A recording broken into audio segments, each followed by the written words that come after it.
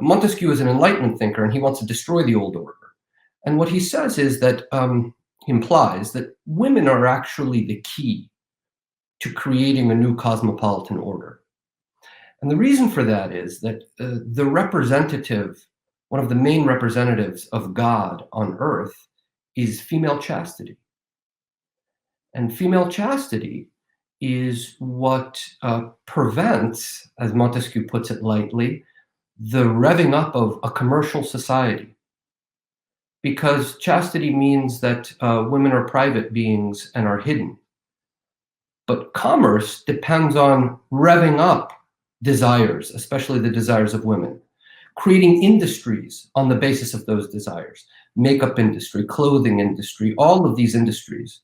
And so a part of Montesquieu's strategy, which is a very clever one, is attacking female chastity or modesty so that these new appetites can blossom. And once those appetites blossom, you get rid of this one very important representative of God on earth, as I've said, which is his rule over sexuality.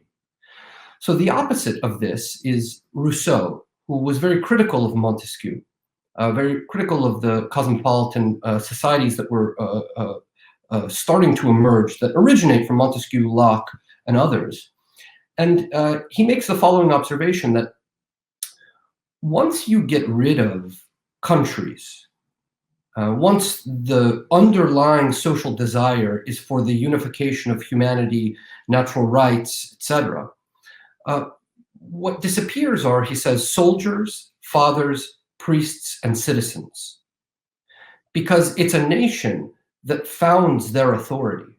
Soldiers, because there's a country to protect. Fathers, because there is parental authority, patriarchal authority, to guard over your children.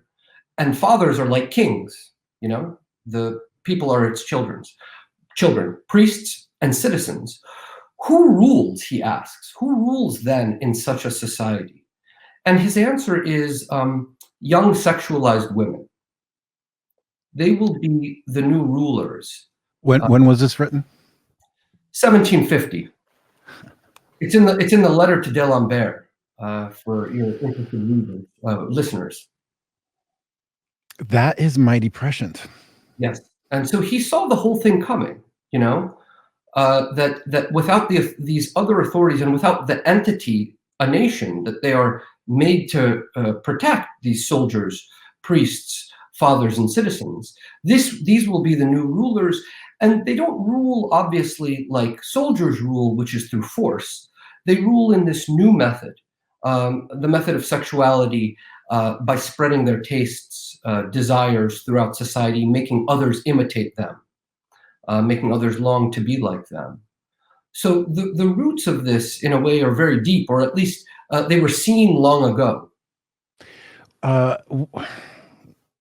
I tweeted before you came on that Arthur was based, and you haven't disappointed, and that's a compliment. That's a compliment in our area of the world. I have not heard this exact argument before, but it definitely rings true, or rather, I haven't heard these citations before.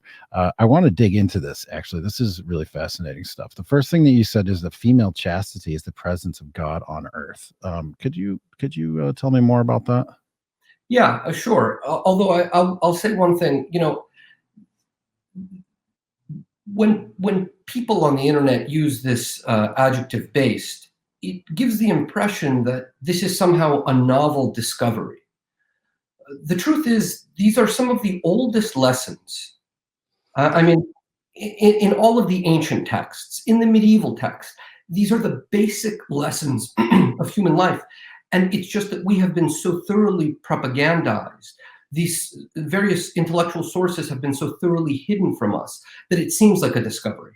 Yeah, I would friendly pushback on that. I think that based actually contains within it a Straussian perspective of a return to the ancient and an acknowledgement of these laws and things that have been in play for all of time. It is new in the sense that they are being rediscovered, and so that's interesting. But let's push forward on this one about female chastity is the presence of God on earth, and then segue into your concrete examples in America today about the net result here being that young women's desires will become the ruling force. Fascinating. Well, let me broaden your first question a little bit. You know, the Greeks, the Romans, the Christian era, um, sexuality was viewed always from slightly different perspectives, but always as something sacred, not something that simply belongs to you. My choices, my pleasures. It was never that. And I think that they are much deeper in this regard than we are. I just give you one example of Oedipus.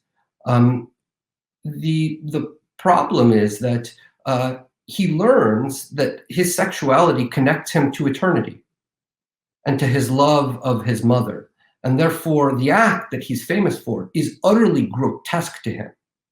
Now, you'd say that that act is actually utterly grotesque to us too, incest.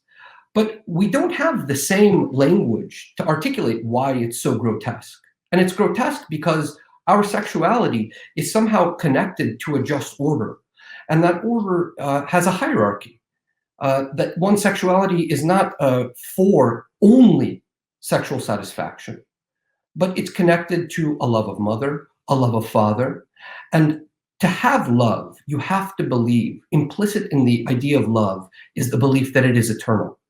Nobody says, maybe only Socrates, but nobody really says, at the passing of this person that I love, it's over, it's oblivion. Everybody has the hope that we will meet again, or somehow by preserving the memory, it will last. All I'm getting at is that every civilization thought that there were certain religious circumscriptions to sexuality because it connects us to the divine. And should those prohibitions be removed, then we can very easily become beasts. We can degrade ourselves and no longer have access to those divine experiences, both divine in terms of the actual experience of sexual happiness with a beloved who one finds beautiful, but also in the ordering of our appetites, so that we are not immoderate, so that we're not just desperate to satisfy them, no matter how much unhappiness it brings. This was always known throughout all of humanity. And right now we're running a very dangerous experiment, and it's dangerous for such obvious reasons. I mean, everybody sees everybody knows or senses how much unhappiness there is in America on account of the liberation of sexuality. If we had serious social scientists who were actually interested in studying these questions, they would look, and it's just under the hood. And I think actually, in many ways, the sexual revolution has benefited men more than women.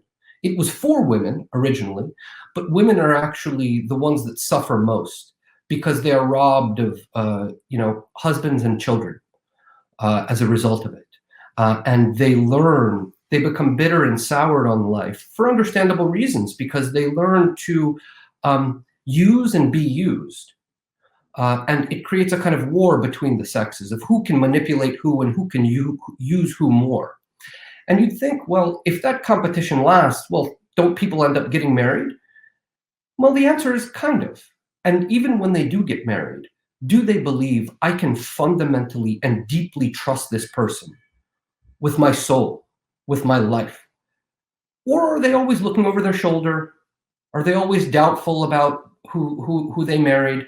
And what I'm getting at is that the way that our sexual relationships have developed in America, you forget how to trust, or excuse me, you're persuaded out of being able to fundamentally trust somebody. And you see that also in divorce. This is, I think, one of the most terrible and unjust consequences of the sexual revolution, which is that children are deeply harmed in one specific way, which is that they see that love is not permanent. And therefore, they always, for the rest of their life, regrettably, often question whether I can form a relationship like this or not, whether it will be lasting or permanent. So these are some of the reasons why throughout the philosophic tradition, it was always viewed that sexuality truly should be treated either as sacred or very carefully managed because of the enormous downsides, the enormous unhappiness that you can create with its full liberation.